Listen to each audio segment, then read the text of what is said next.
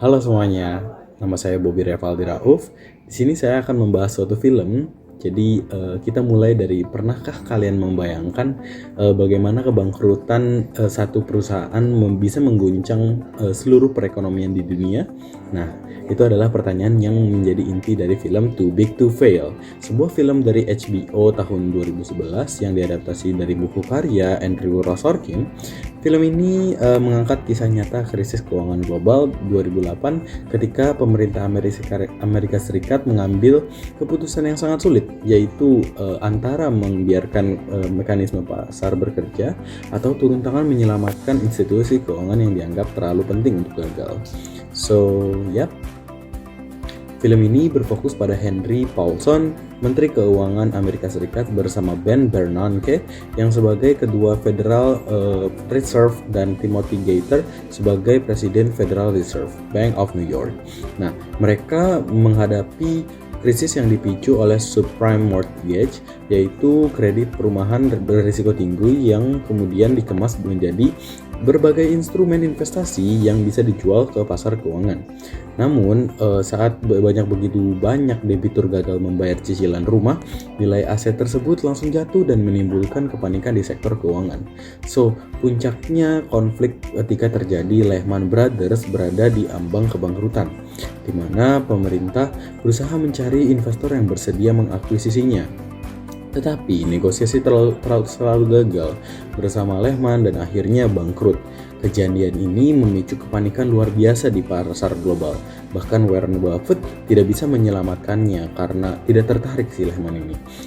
Namun tidak lama setelah itu pemerintah memutuskan untuk menyelamatkan AIG yang melalui bailout karena perusahaan ini memiliki keterkaitan yang sangat luas dengan institusi keuangan.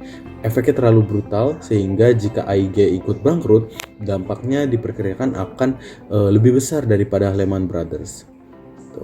Nah, menurut saya kekuatan utama film ini adalah penyampaiannya yang sangat realistis ya teman-teman, dimana tidak ada adegan yang aksi berlebihan, ketegangan justru dibangun melalui rapat, darurat dan juga negosiasi yang intens dan juga tekanan politik yang dihadapi oleh pengambil kebijakan. Meskipun begitu, istilah ekonomi yang mungkin cukup terasa teknis, film ini berhasil menunjukkan bagaimana krisis keuangan bukan karena soal angka, tapi juga soal keputusan politik yang harus diambil dalam waktu yang singkat. Sebagai mahasiswa hubungan internasional, justru banyak aspek yang kita bisa ambil dari film ini yang membuat ini filmnya jadi sangat menarik.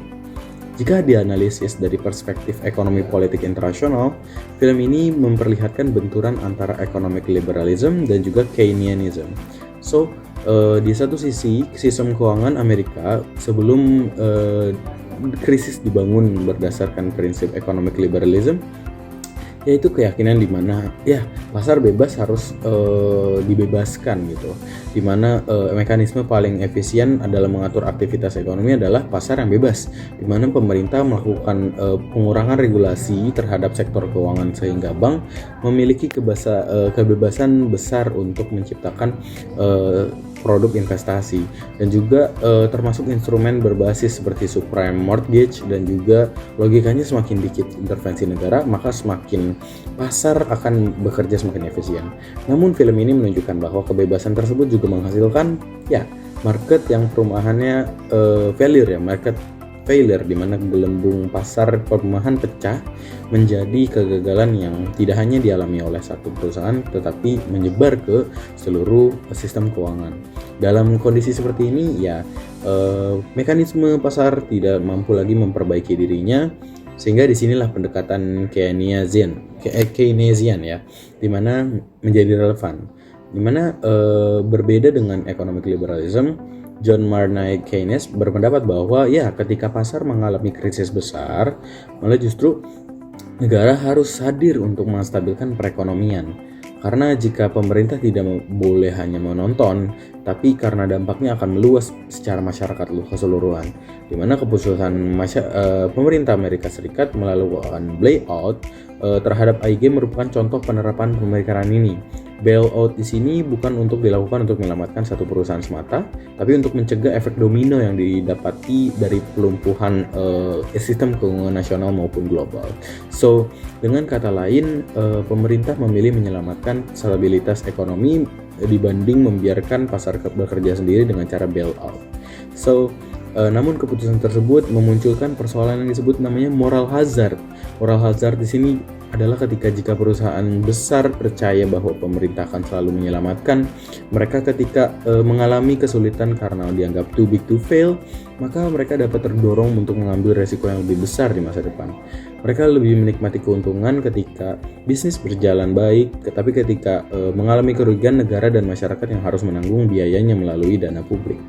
Inilah jadi salah satu terbesar terhadap kebijakan bailout. Selain itu, film ini juga memperlihatkan tingginya interdependensi ekonomi global, di mana krisis yang bermula dari pasar perumahan Amerika Serikat dengan cepat menyebar ke berbagai negara karena sistem keuangan yang dunianya saling terhubung. Sebagai penutup, menurut saya Too Big to Fail bukan hanya film tentang runtuhnya bank-bank terbesar di Amerika Serikat, tapi film ini juga menunjukkan bagaimana hubungan antar negara dan juga pasar jauh lebih kompleks dari apa yang sering kita bayangkan. Di satu sisi, economic liberalism mendorong efisiensi melalui kebebasan, namun di sisi lain, krisis 2008 membuktikan tentang mengalami kegagalan itu perlu adanya intervensi negara ala Keynesian ya, menjadi pilihan yang dianggap paling realistis. Walaupun begitu, dengan bailout, tapi juga menumpukan fenomena-fenomena seperti moral hazard gitu. Karena itu film ini menjadi pengingat bagi seluruh penstudi dan juga penikmat ekonomi politik internasional.